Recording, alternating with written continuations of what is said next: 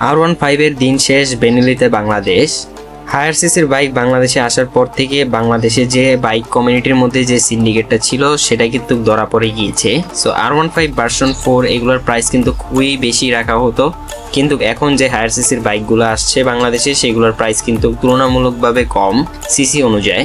So আজকের এই ভিডিওতে আমরা বেনেলি 302 এই বাইকটার একটা রিভিউ করব, আর এই বাইকটা বাংলাদেশে খুব শীঘ্রই আসতে যাচ্ছে। সো এই বাইকটা আসলে এই বাইকের প্রাইস কত হবে, এছাড়া এই বাইকের স্পেসিফিকেশন আমরা কি পাচ্ছি সেটা আজকের এই ভিডিওতে জেনে নিব। তো চলেন আর বেশি কথা না বেরিয়ে ভিডিওর মেইন টপিক নিয়ে কথা বলি। বাট ভিডিওর মেইন টপিকে যাওয়ার আগে আপনারা যারা এখনো আমার চ্যানেলটিকে সাবস্ক্রাইব করেননি সাবস্ক্রাইব করে দিন ভাই। দেখেন সাবস্ক্রাইব কিন্তু ফ্রি হয়, করতে কোনো টাকা লাগে না। যেহেতু সাবস্ক্রাইব করাটা ফ্রি হয় তাহলে দেরি কিসের, এখনই।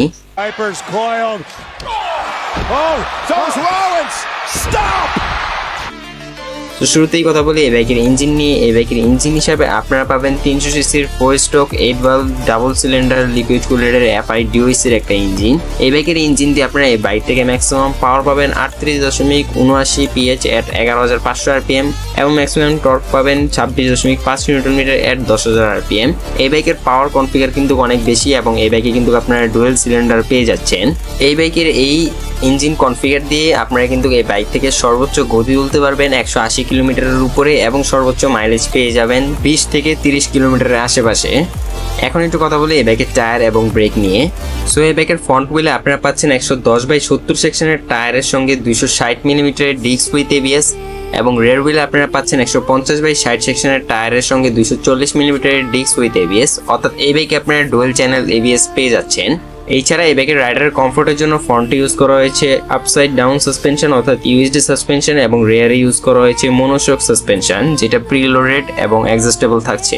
এই বাইকের হেডলাইট টেল লাইট ইন্ডিকেটর সবগুলো আপনারা LED এর পাবেন এবং এই বাইকের স্পিডোমিটার হিসেবে পাবেন আপনারা ফুললি ডিজিটাল TFT ডিসপ্লের একটা স্পিডোমিটার। সো এখন একটু কথা বলি এই বাইকের বডি ডাইমেনশন নিয়ে। সো এই বাইকের length 2050 millimetre, height 1130 millimetre, seat rate 785 millimetre এবং গ্রাউন্ড ক্লিয়ারেন্স 130 মিলিমিটার। এই সব কিছু মিলিয়ে এই বাইকের ওজন গিয়ে দাঁড়ায় 182 কেজি এবং এই বাইকের ফুয়েল ট্যাঙ্ক ক্যাপাসিটি 14 লিটার।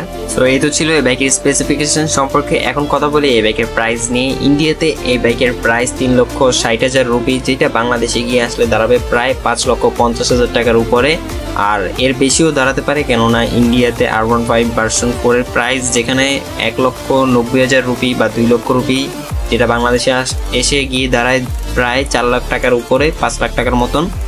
সেখানে এই বাইকটা কত হবে সেটা তো আসলেই বুঝে যাবে। বাট এখানে এখন বাংলাদেশের সিন্ডিকেটের আসলে যে জিনিসটা সেটা কিন্তু কমতেছে, যার কারণে বাইকের প্রাইস আপনারা রিজনেবল প্রাইসেই পাবেন। 3,60,000 রুপি যদি এটা হয়ে থাকে সেক্ষেত্রে এটা 6 লাখ টাকার মধ্যে আপনারা পেয়ে যাবেন।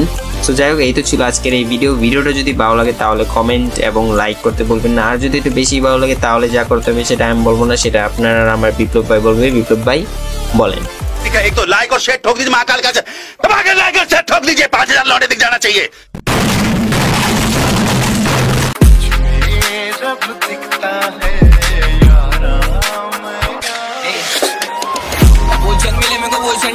आगे मचा बोले रिस्क, डरेंगे पढ़ने से आगे में मेरे का ही पावर काम